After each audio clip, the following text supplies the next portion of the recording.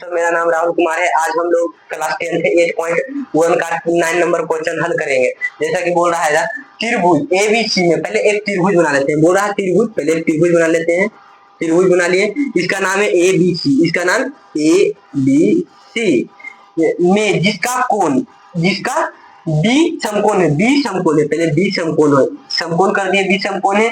यदि टेन ए बराबर वन बटे पूछ रहा टेन ए बराबर कुछ है one under root three tan theta बराबर सूत्र आपको आधा ही होगा लंब बटे टेन थीटा लंब बटे आधार, टेन थीटा बराबर को सूत्र होगा आधार आधार। तो लंब के भी हमें मालूम है कि लंब किसे कहते हैं। लंब तो इसे हमेशा कहते हैं ए यहाँ ए से बी तक को हमें लंब कहते हैं, बी से सी तक को हम उसे आधार कहते हैं, ए और सी को कौन कहते हैं, कर्ण कहते हैं। तो लंब किसे कहते हैं, लंब ए और बी को लंब कहते हैं। इसको लंब के मान तो हमें मालूम है कि वन है। और आधार किसे कहते हैं, बी और सी।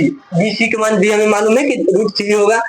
तब हमें एसी नहीं मालूम है, तो पहले हम एसी निकालेंगे। तो एसी बराबर कर्ण बराबर, इसे तो कर्ण कहते हैं, तो कर्ण बराबर आपको सूत्र याद होगा, कर्ण बराबर अंडर रूट लंब स्क्वायर प्लस आधार स्क्वायर होगा। लंब के तो हमें मालूम है कि लंब के तो मान 1 आया, तो 1 का स्क्वायर हो जाएगा, प्लस आधार के भी मालूम हमें है कि √3 आया, तो 3 का स्क्वायर हो जाएगा, √3 का स्क्वायर होगा। एक का वर्गमूल 1 होता है, प्लस ये रूट स्क्वायर और रूट कट जाता है, ई वाला स्क्वायर और ई वाला अंदर में जो रूट है वो कट जाएगा, तो बचेगा 3, खाली 3 बचेगा। अब ये दोनों को जोड़ने पे आता है 4। अब 4 का वर्गमूल कितना होता है, 4 का वर्गमूल होता है 2, 4 का वर्गमूल 2। तो एसी का भी मालूम, एसी का मालूम भी हमें मालूम हो गया कि इसका आया 2। तब कोई बोल रहा है साइन ए, तब निकाल साइन के मान निकाल देते हैं। साइन ए बराबर साइन थीटा बराबर, तो आपको सूत्र याद होगा कि लंब बटे कर्ण होता है। साइन थीटा बराबर लंब बटे कर्ण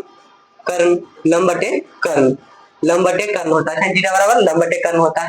अगर साइन ए बोल रहा है, साइन ए किसे ताक रहा है, साइन ए ताकेगा तो हमेशा आप रास्ता में कहीं जा रहे होंगे तो हमेशा तिरछत नहीं ताकेंगे तो हमेशा सीध में।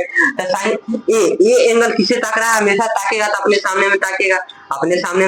इसके सामने कौन है, इसके सामने है √3, तो ई हो जिसको ताकता है वो हो जाता है लंब। तो साइन ए किसे ताक रहा है, √3 को, तो ये लंब हो गया। तो लंब के मान कितना है, लंब के मान √3 हो गया। अब कर्ण हमेशा फिक्सिंग रहता है, कर्ण कभी चेंज नहीं होता था, कर्ण के मान 2 हो गया।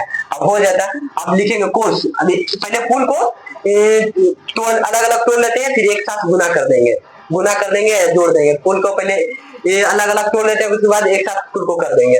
अब बोला कोस सी बराबर कोस थीटा बराबर आध होगा, आधार बटे कोस थीटा बराबर आधार बटे कर्ण।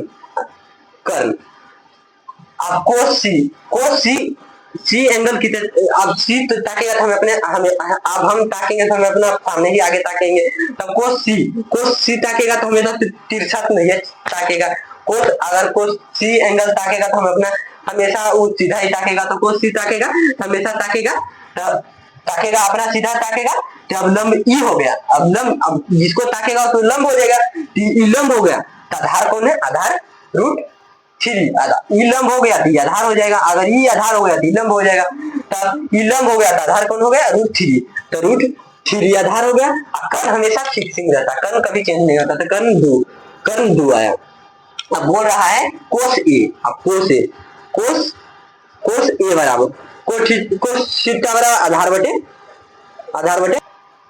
अब देखिए कोस थीटा बराबर आधार बटे कर्ण होता है। अब को ए कने ताकेगा कोस ए कहाँ ताकेगा, कोस ए अगर ताकेगा तो सामने ही ताकेगा, तिरछा तो कभी ताक नहीं सकता है। अगर आप रास्ते से जा रहे हो तो हमेशा तो तिरछे ताकेंगे, अब जने तने तो ताकेंगे नहीं। तो उसी प्रकार अगर कोस ए अगर ए ताकेगा तो हमेशा अपना सीधा ताकेगा, ये हो गया लंब, ये तो लंब हो गया।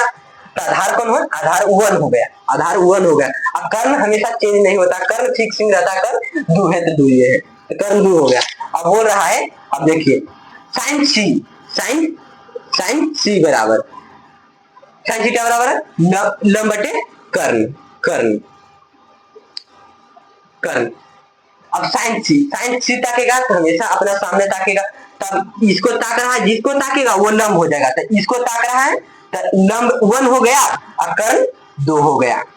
तो देखिए आधार और लंब चेंज होते रहता है पर कर्ण नहीं चेंज होता, कभी कर्ण कभी नहीं चेंज होता है। तब देखिए ये चारों तो निकल गए हैं, अब इसको अब तोड़ेंगे, अब इसको मिटा देते हैं, इसको